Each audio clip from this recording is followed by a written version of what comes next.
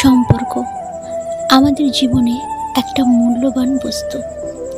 একটা সম্পর্ক গড়ে উঠতে যতটা না সময় নেয়, ভাঙতে তার চেয়েও কম সময় নেয়।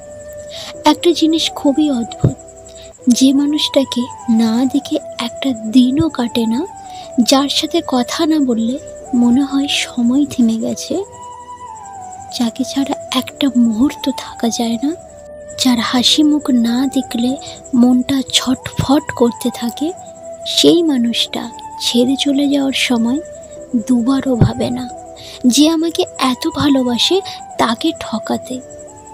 তখন কোথায় থাকে ফিলিংস, কোথায় থাকে ভালোবাসার দেওয়া সেই মিষ্টি কথা, সেই প্রতিশ্রুতিগুলো যে আমি তোমাকে ছেড়ে কখনো যাব না, আমি তোমার জন্য এই করতে পারি, আমি তোমার জন্য ওই করতে পারি, তোমাকে ছাড়া বাঁচতে পারবো না। কোথায় যায় সেই কথাগুলো, সেই প্রতিশ্রুতিগুলো? তখন দেখা যায় এই করা সেই করা অনেক তো দূরের ব্যাপার, সামান্য পাশে থাকাটা তার দ্বারা সম্ভব হয়ে ওঠে না, ছেড়ে চলে যায়। সময় বাড়ে দূরত্ব, দিন যায়, ঢলে পড়ে ভালোবাসার সূর্য। আজ যে জিনিসটা নিয়ে কথা বলবো সেটা ফলো করলে সম্পর্ক সহজে নষ্ট হবে না, কথা দিচ্ছি। ভিডিওটা প্রথম থেকে শেষ পর্যন্ত দেখতে থাকুন। যারা চ্যানেলে নতুন তারা সাবস্ক্রাইব করে পাশে থাকবে। এই সাইকেলটাকে ভালো করে ফলো করুন। সাইকেলটার পুরো বডি হলো আপনার সম্পর্ক বা ভালোবাসা, আর এই দুটো চাকা হলো আপনি আর আপনার ভালোবাসার মানুষ। দুটো চাকার মধ্যে যদি একটি না চলে তো সাইকেলটার কোনো ভ্যালু নেই। শুধুমাত্র একটা চাকায় সাইকেলটা চলবে না। অর্থাৎ আমি বলতে চাইছি আন্ডারস্ট্যান্ডিং, একে অপরকে বোঝা। তো আজ আমি খুব সহজভাবে বোঝানোর চেষ্টা করব যে কোনো ভালোবাসার মধ্যে আন্ডারস্ট্যান্ডিং থাকাটা কতটা জরুরি, আর সেটা কি করে মেইনটেন করবেন। একে অপরকে বোঝানো হলো একটা সম্পর্ক টিকে থাকার লাইফ টাইমের ওয়াল টিকার। একটু সহজ করে বলি, আপনার ভালোবাসার মানুষ আপনার চাকর না। আপনার ভালোবাসার মানুষকে আপনি যা বলবেন তাই করবে, এটা কোনোদিনও ভাববেন না। আপনার তৈরি করা কোনো জিনিস বা আপনার বেতনভুক্ত কোনো কর্মচারী নয় সে। আপনি ঠিক যেমনটাই চাইবেন ঠিক তেমনটাই করবে সে। আপনি যেভাবে বলবেন সেইভাবে কথা বলবে। তার পছন্দ অপছন্দ আপনার মতোই হতে হবে এমন তো কোনো কথা নেই। আমরা প্রত্যেকে আলাদা আলাদা মানুষ, তাই সবার মধ্যে আলাদা আলাদা ফিলিংস আছে, সবার মধ্যে আলাদা আলাদা দৃষ্টিভঙ্গি থাকে বিভিন্ন বিষয়ে। আপনার যেটা পছন্দ তার সেটাই পছন্দ হতেই হবে, আপনার যেটা অপছন্দ তারও অপছন্দ হতে হবে। মানে অনেকটা এরকম, আপনার নীল রং পছন্দ, তারও নীল রং ফেভারিট হতে হবে। আপনার বিরিয়ানি পছন্দ, তারও বিরিয়ানি পছন্দ হতে হবে। সে আপনার জেরক্স কপি নয়, এই জিনিসটা প্রথমে আপনাকে বুঝতে হবে। কাজেই জোর করে কখনোই কোনো জিনিসকে চাপিয়ে দেবেন না। আমার বয়ফ্রেন্ড বা গার্লফ্রেন্ড মানে আমি যা বলবো সেটাই অক্ষরে অক্ষরে সেটাই পালন করতে হবে। কেন? কারণ আমার গার্লফ্রেন্ড বা আমার বয়ফ্রেন্ড, তো পালন তো করতেই হবে। তুমি যখন আমার ভালোবাসা, তাহলে আমি যা বলবো তাই করতে হবে। উঠতে বললে উঠবে, বসতে বললে বসবে। আমি যখন যা বলবো তখন তা করতে হবে, কেননা তুমি আমার বয়ফ্রেন্ড বা গার্লফ্রেন্ড। এই ধরনের মেন্টালিটি যদি রেখে চলেন তাহলে ভালোবাসার মানুষের দরকার কি? একটা কুকুর পুষলেই তো হতো, একটা কুকুর পুষে নিলেই তো হতো। কারণ আপনি যখন কাউকে ভালোবাসছেন তার সুবিধা অসুবিধাগুলো যদি আপনি ভ্যালু না দেন, আপনি যদি সেগুলোকে না দেখেন, তো সেটা কে দেখবে?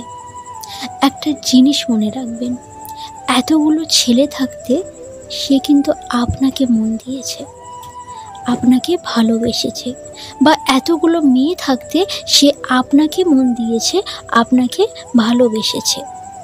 তো তার যেমন ভালো দিকটা যেমন দেখবেন, তার ভালো ভালো জিনিস যখন শেয়ার করবেন, একই রকমভাবে তার প্রবলেমগুলোকেও বুঝতে শিখুন।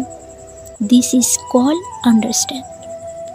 তুমি খেয়েছো, তুমি ওষুধ খেয়েছো, তুমি স্নান করেছো, তুমি এই জামাটা পরেছো, তুমি ওই জামাটা পরেছো, এগুলোকে কেয়ার করা বলে না।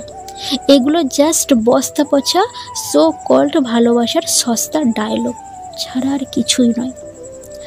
আসল কেয়ার হলো তাকে এটা জিজ্ঞাসা করো যে আমার তরফ থেকে তোমার কোনো প্রবলেম হচ্ছে না তো? যদি আমার তরফ থেকে কোনো রকম কোনো অসুবিধা হয় তাহলে আমাকে সেটা খুলে অবশ্যই বলো, আমি সেটা ঠিক করে নেব। কারণ আমি ভালোবাসি তোমার সুবিধা অসুবিধাগুলো দেখার দায়িত্বটাও আমার। কারণ নিজের ভালোবাসার মানুষটি যদি মেন্টালিভাবে আপনার সাথে হ্যাপি না থাকে, আপনার সাথে তো সেই ভালোবাসা বেশি দিন টিকবেই না। পার্ক বা রেস্টুরেন্টে গিয়ে হাতে হাত ধরে গলা জড়িয়ে ধরে পিকচার তুলে ফেসবুকে বা হোয়াটসঅ্যাপে #লাভ দিয়ে পোস্ট করাকে ভালোবাসা বা কেয়ার করা বলে না। তার ছোটোখাটো খুশিগুলোকে বের করে তার মুখে হাসি ফোটানোর নাম হলো ভালোবাসা। আই লাভ ইউ 3টে শব্দ একটা মানুষের সাথে আরেকটা মানুষের সম্পর্ককে আক্ষরিক অর্থে হয়তো তৈরি হয় ভালোবাসা, কিন্তু সেই সম্পর্ক গভীর হয় তখন যখন একে অপরের মধ্যে আন্ডারস্ট্যান্ডিং বা একে অপরকে বোঝার ক্ষমতা থাকে।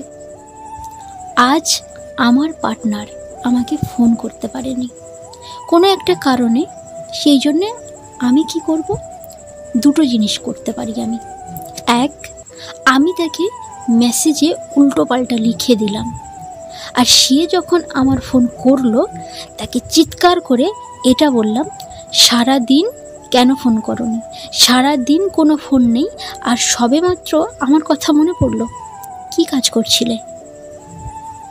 তোমার প্রবলেম, আমি অত দেখতে চাই না।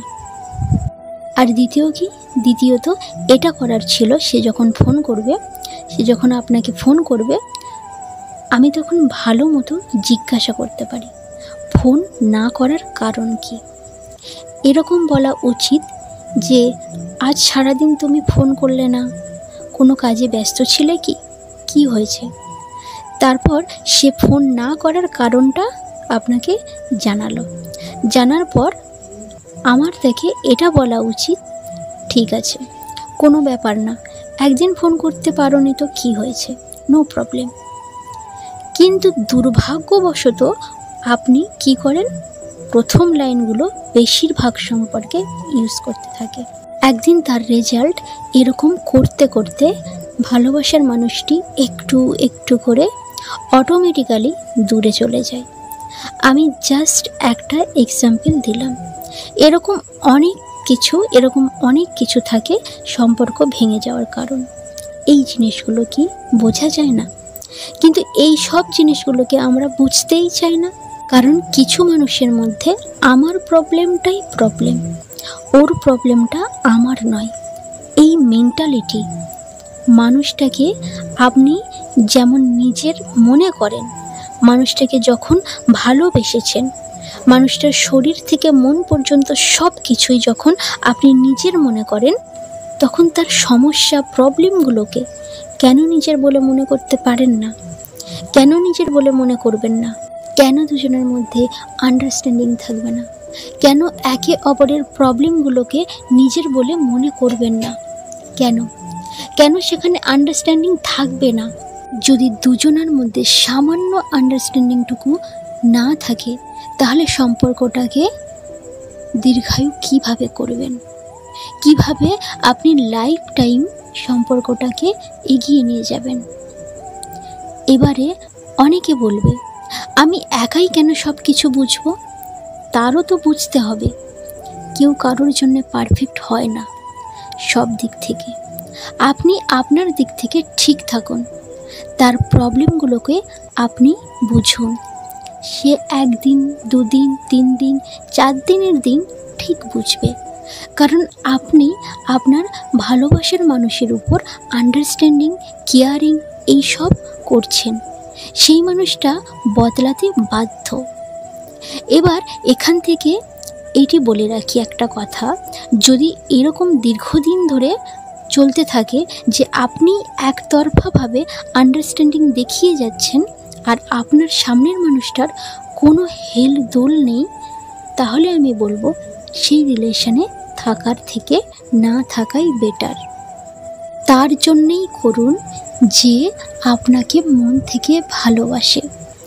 যে আপনাকে মন থেকে ভালোবাসে না তার জন্যে করবেন না।